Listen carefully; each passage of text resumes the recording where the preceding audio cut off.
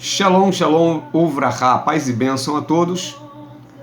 Aproveitando que hoje é 8 de março de 2022, eu quero trazer uma mensagem, quero deixar algo registrado no coração das membros do nosso canal e das futuras membras, a minha homenagem ao Dia das Mulheres. Eu poderia estar escolhendo aqui alguns personagens do Novo Testamento do sexo feminino, representando assim as mulheres, mas isso muitos dos evangélicos irão fazer de maneira muito natural. Hoje eu gostaria de trazer 3 mulheres dentro do conceito bíblico que vai representar as mulheres não só de Israel, mas de todo o mundo, até de certa forma trazendo uma reflexão e a minha homenagem a todas as mulheres ucranianas e também as russas, por que não, que estão envolvidas nesse drama mundial que nós estamos vivendo nos últimos dias.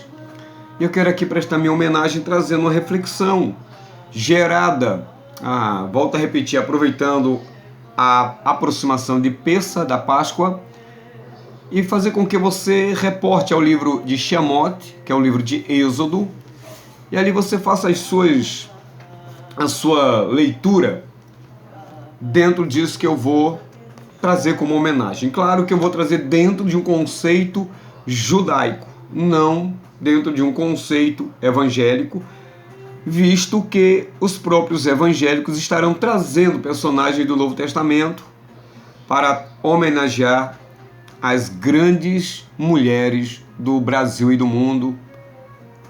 E eu quero então, já preparei aqui meu script, está baseado justamente em uma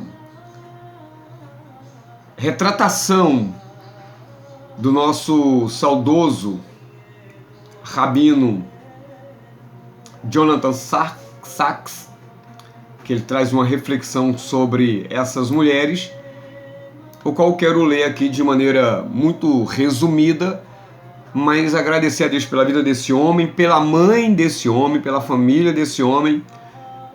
E vamos nós.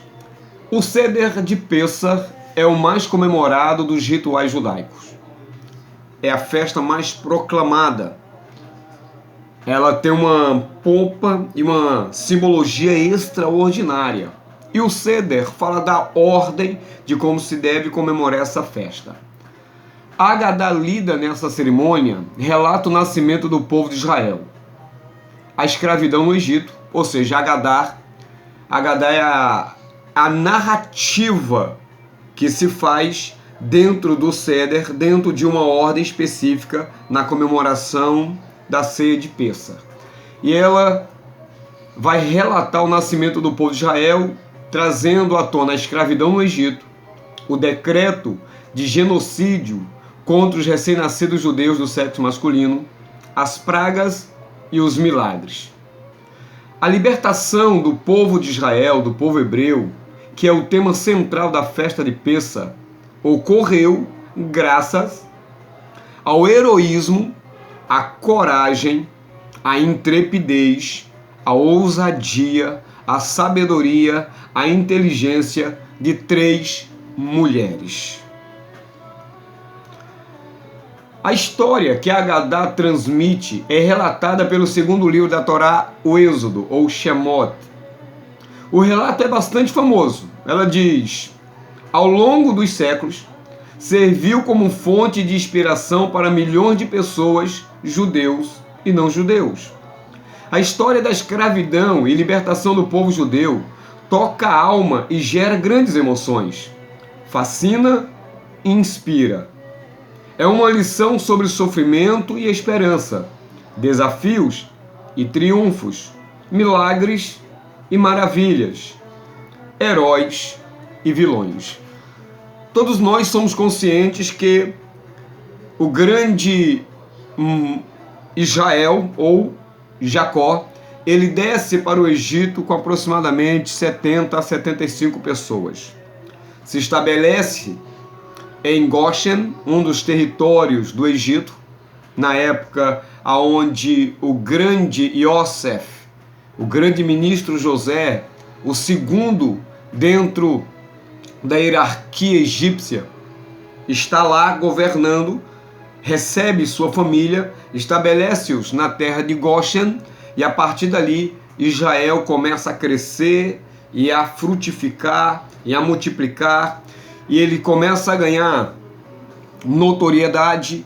Eu não tenho dúvida que os israelitas começaram a galgar territórios, subiu as suas escadas, então eles tinham uma grande influência na política, uma grande influência na economia, uma grande influência na pecuária, e eles foram crescendo absurdamente. E nós sabemos que morre José, Faraó também morre, os patriarcas que desceram ao Egito também morrem, e sobe um novo faraó, e esse faraó percebe que o povo de Israel é numeroso, ou seja, os homens, a vitalidade dos homens, a força, a robustez daqueles homens era tão impressionante que Faraó teve medo. E esse medo gerou uma série de problemas contra Israel. Vamos ver o que é que nós podemos entender mais sobre essa questão do porquê Faraó determina a morte, decreta que os meninos, a partir de um determinado momento do povo hebreu, venha a morrer, a ser morto, a ser assassinado. Então, como surgiu a determinação de lançar as crianças do sexo masculino no rio Nilo? O decreto de atirar os recém-nascidos judeus no Nilo se deve a uma previsão, a uma suposta profecia, a uma análise dos astrólogos, meu Deus, quase que não sai, que eles fizeram, e eles disseram o seguinte a Faraó. Ele disse que nasceria um menino que seria o libertador do povo judeu.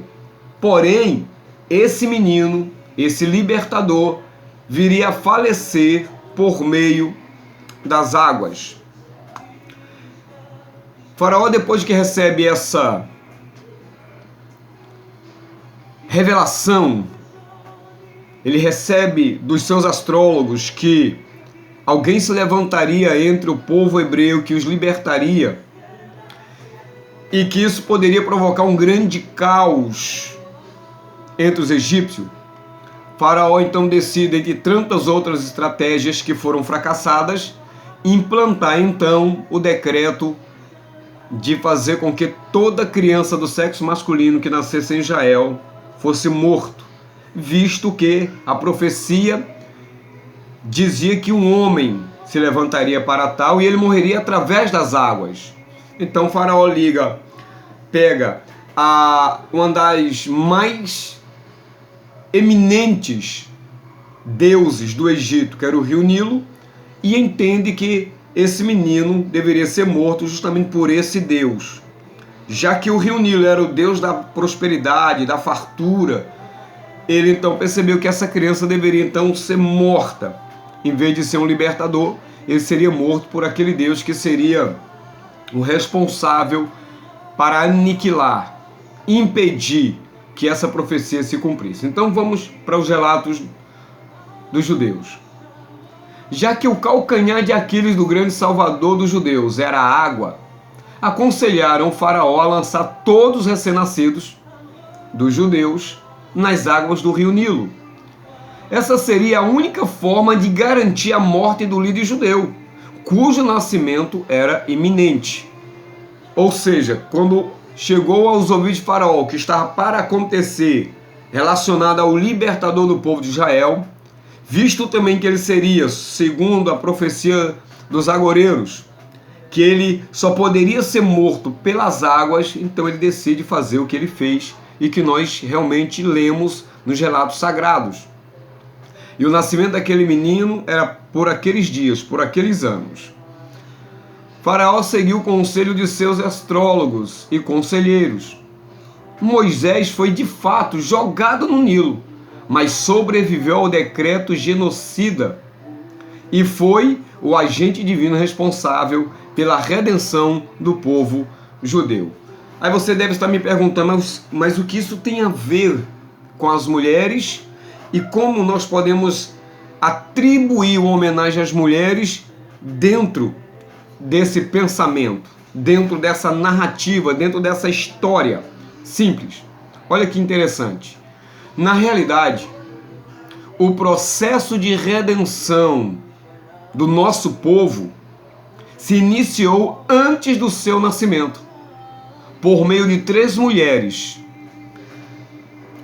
É aqui que entra a nossa homenagem a todas as mulheres. Mulheres que desafiaram a ordem imperial para manter a sua integridade e a sua fé no que Deus estava para fazer. Deus sempre irá contar com alguém. Deus sempre irá escolher alguém que tenha coragem, determinação, às vezes não saiba que tenha tais qualidades, mas através do chamamento do Eterno serão despertadas, ou através das situações que irão surgir na vida, na caminhada de tais pessoas, farão com que ela descubra esse poder, essa essência, esse potencial. E quais são essas mulheres? A primeira, Yocheved, Joquebed, Miriam e Bítia ou Bátia.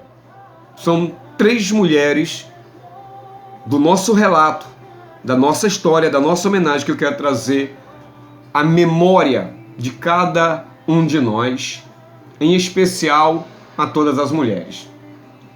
O livro de Êxodo conta que 2 parteiras judias se recusaram a acatar o decreto genocida de Faraó. 2. Segundo a Torá, as parteiras temeram a Deus e não fizeram conforme o que o rei do Egito lhe dissera. E elas causaram com que os meninos vivessem. Shemot, Êxodo capítulo 1, verso 17. Então essas mulheres, nós vamos ler o nome delas aqui, que são chamadas de Shifra e Puá. Essas 2 mulheres, nós vamos ver através do Talmud quem são essas Shifra e Puá.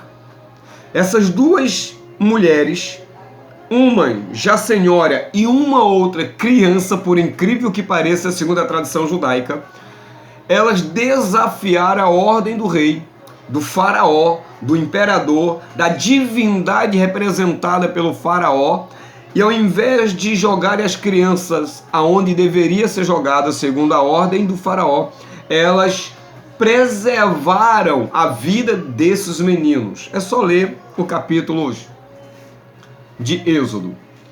Então a Torá relata que essas 2 parteiras eram chamadas de Shifra e Puá, que eram nomes egípcios. O Talmud revela as identidades dessas verdadeiras mulheres relatadas no livro de Êxodo. Quem são elas? Shifra é Yocheved, que é Joquebed, justamente a mãe de Moisés, e ela era a esposa de Amram.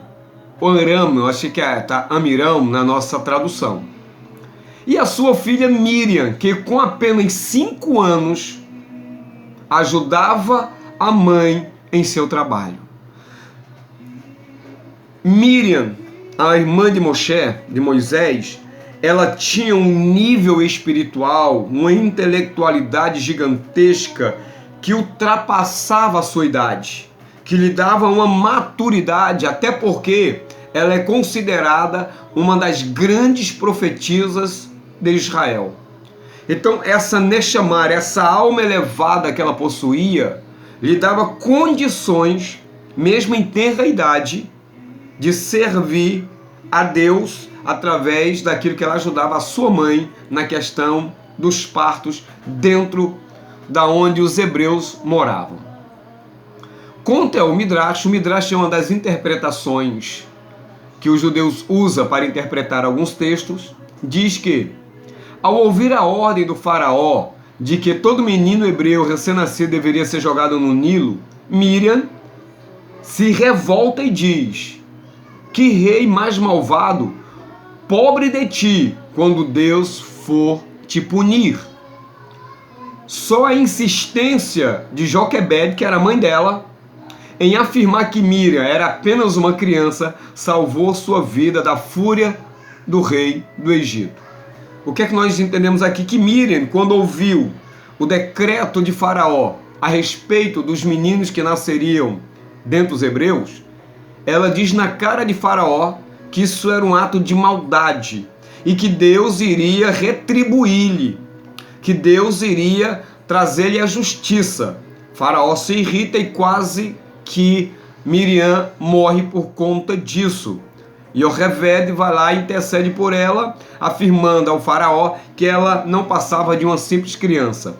Só nesse relato do Midrash, nós já podemos entender que a mentalidade, a maturidade de Miriam estava além da sua idade, transcendia a sua idade, estava numa perspectiva muito elevada, por ela ter uma alma de profetisa.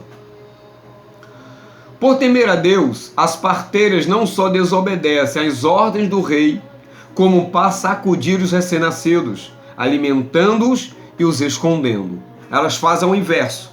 Ao invés de jogar as crianças no Nilo, ela preserva em vida, escondendo essas crianças. A Torá nos revela que Deus as recompensou por tal ato heróico de desobediência. Está no relato bíblico. Deus construiu casas para ela, constituiu famílias. O Talmud explica que essas casas não foram habitações físicas, e sim dinastias. Yocheved, ou seja, Joquebede, se tornou a mãe dos Kohanim e dos Leviim, ou seja, dos sacerdotes e dos levitas. Duas linhagens, como é que eles colocaram aqui? São duas dinastias eternas, tanto a dos Kohanim como a dos Leviim, sacerdotes e levitas. E olha que interessante, e um dos descendentes de Miriam, irmã de Moisés, foi o grande David Hameler, o rei Davi, o maior monarca judeu. Isso pode ser visto no Tratado de Sotá 11, parte B. Além disso, foram recompensadas por meio do nascimento de uma criança que mudaria a história do mundo. Você percebe a importância da mulher na festa da Páscoa?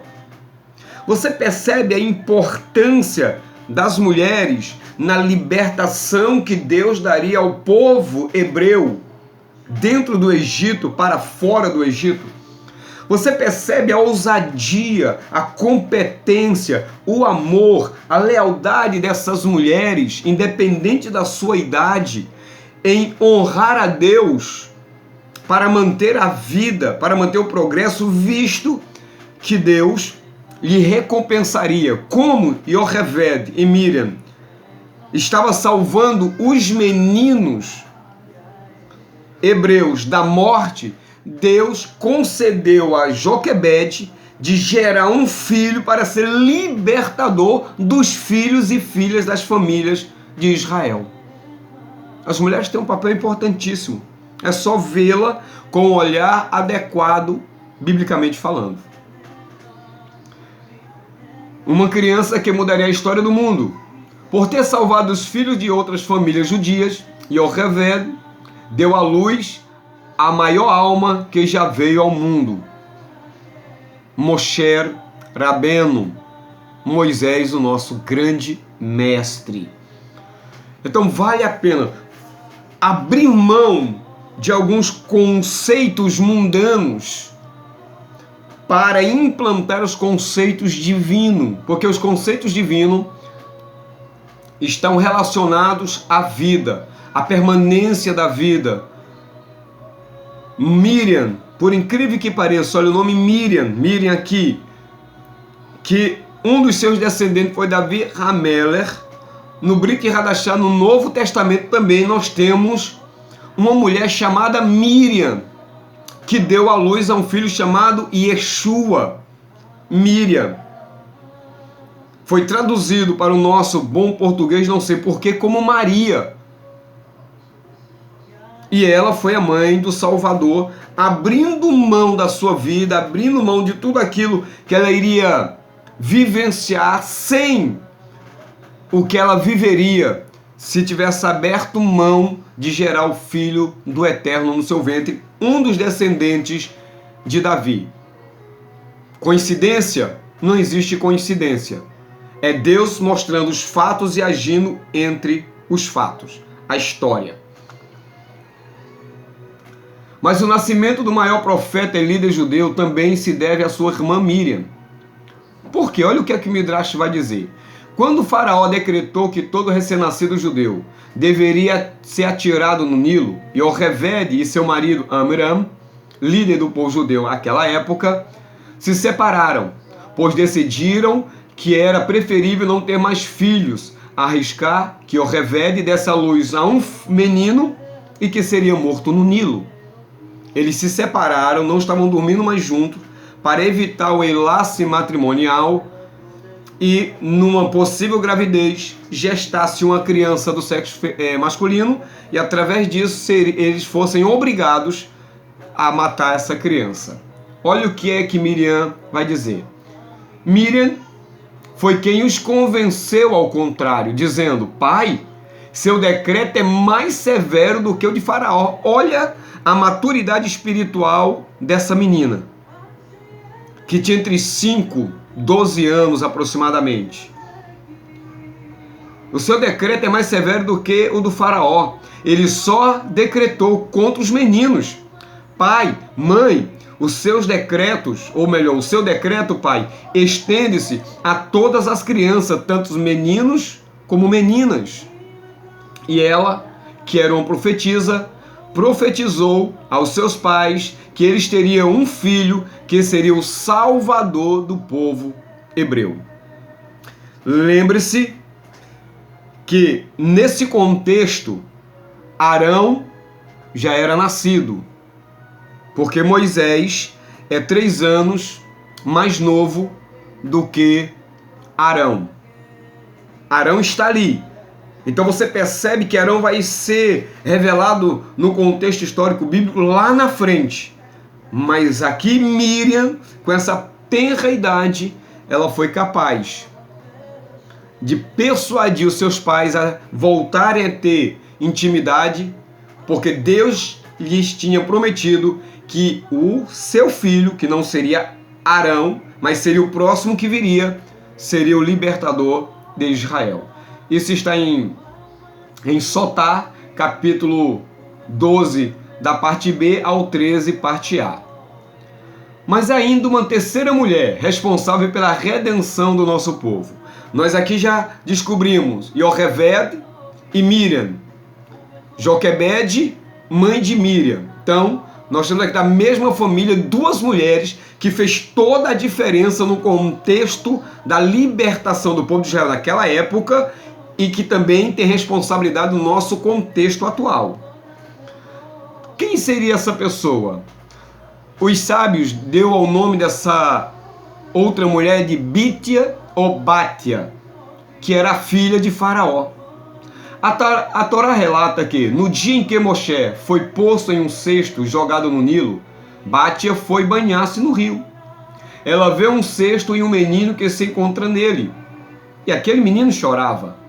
Apesar de estar ciente de que se tratava de uma criança judia, que havia sido lançado ao Nilo devido às ordens de seu pai, a princesa o salva.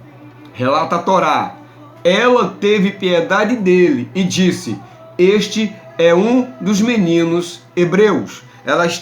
Quando ela descobriu aquela cestinha, ela tinha ciência do que estava acontecendo e do porquê aquela criança também ali estava. É interessante que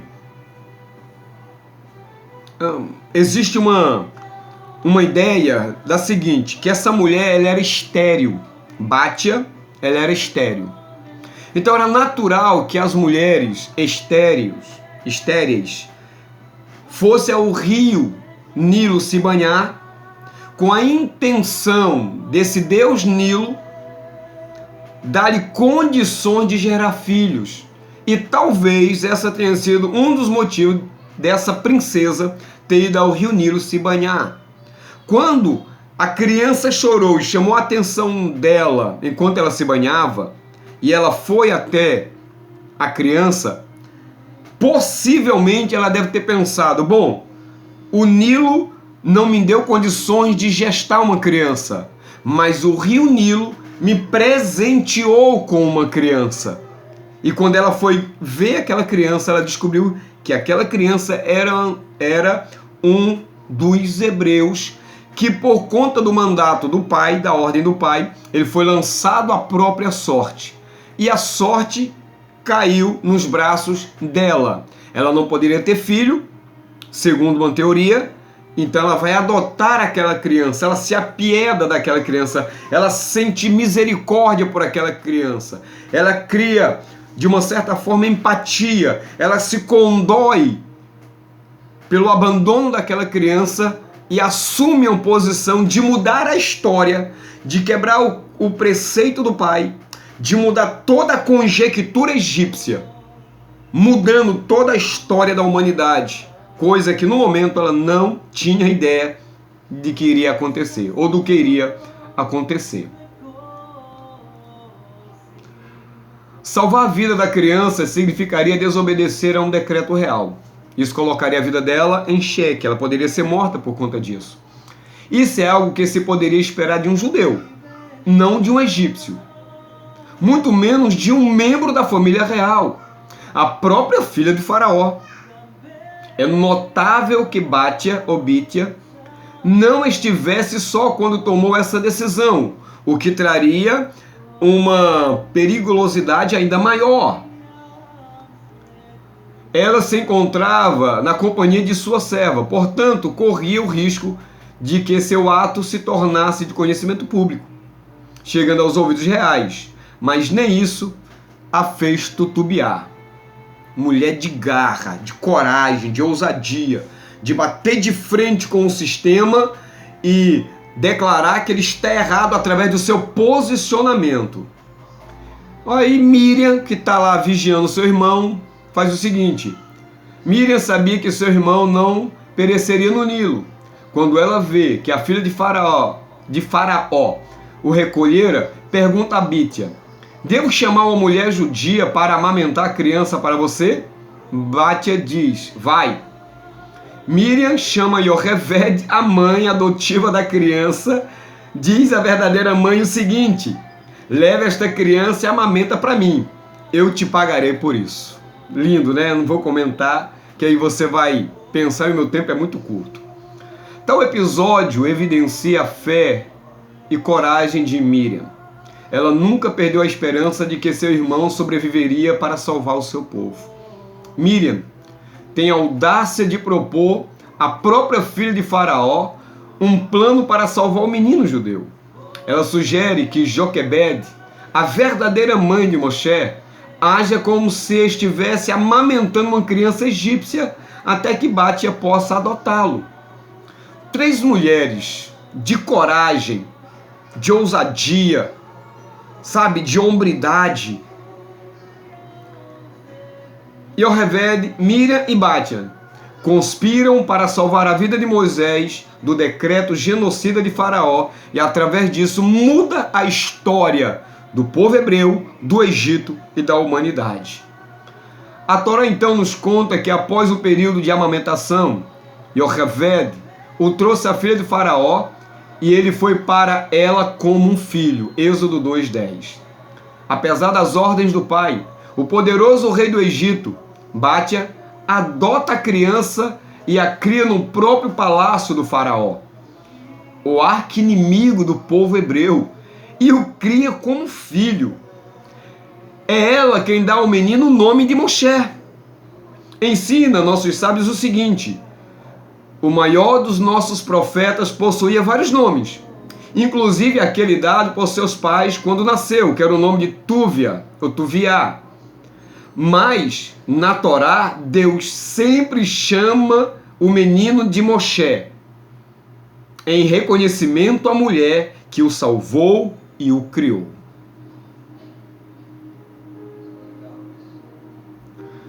Em recompensa por esse heroísmo, ela foi imortalizada pela Torá. Não sabemos qual foi o nome dado a ela quando nasceu. A Torá chama de Batia, ou Bitia, que significa filha de Deus. Pois como ensina o Midrash, Deus disse a ela: você adotou um filho, e o chamou de Moisés, que significa filho em egípcio. Eu farei o mesmo, eu a adotarei e a chamarei de minha filha. Lindo!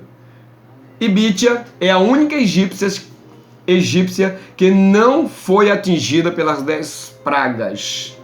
Além disso, ela foi um dos pouquíssimos seres humanos a adentrarem no mundo vindouro sem ter falecido. E aqui, querido, está a minha homenagem a todas vocês, a todas as mulheres, a todas aquelas que são mães, são mulheres, são guerreiras, essas mães que estão saindo da Ucrânia para proteger os seus filhos enquanto seus maridos ficam para defender o seu país.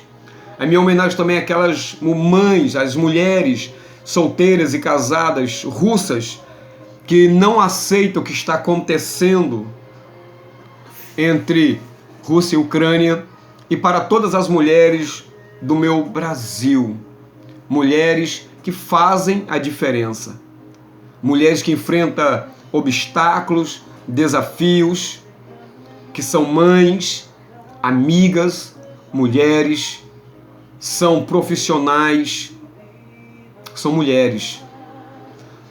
Não tenha vergonha de ser mulher. Seja uma mulher de Deus, ousada, cheia do Espírito Santo, competente. Porque Deus, através de vocês, mulheres, podem e tem usado muitas mulheres para mudar o curso da história. E aqui essa minha humilde homenagem a todas as mulheres nesse 8 de março de 2022. Shalom Vraha. Eu estou aqui como resultado de uma mãe, de uma mulher, de uma guerreira. Estou casado com uma mãe, com uma mulher, com uma filha guerreira.